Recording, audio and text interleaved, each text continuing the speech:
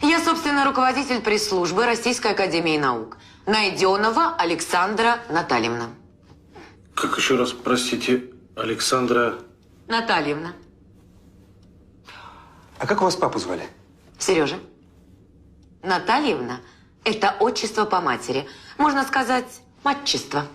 Матчество? А так бывает? После взятки в ЗАГСе еще и не так бывает. И вообще, вы свои мужские шуточки бросьте. Я, между прочим, феминистка. С женщинами? Нет, это лесбиянка. Баба-мужик? Нет, это трансвестит. Кто свистит? Никто не свистит. Я считаю женщин венцом творения. А мужчин гендерными узурпаторами.